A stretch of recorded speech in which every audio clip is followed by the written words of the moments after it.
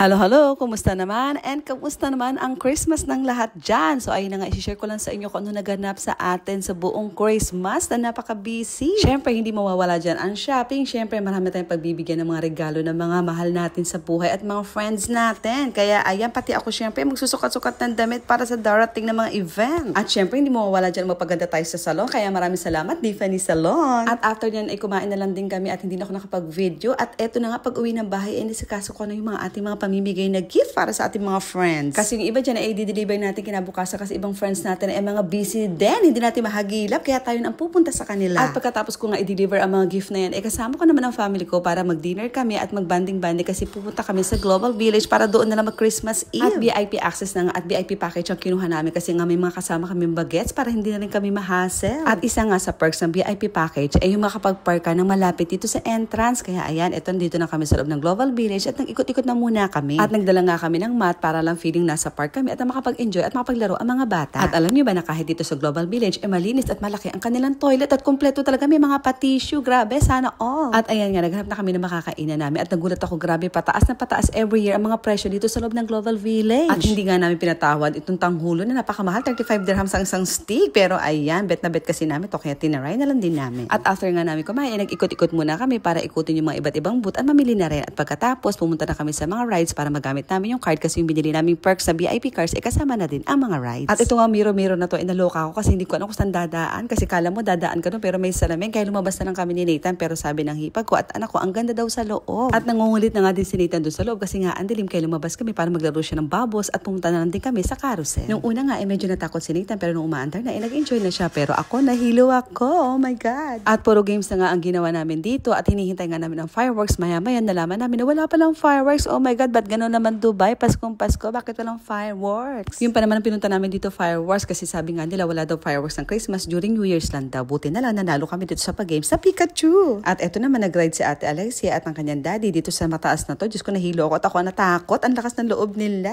At eto naman si Nathan, hindi ko alam kung natatakot siya para sa kanyang ate at para sa kanyang daddy. Ayan, sigaw ng sigaw.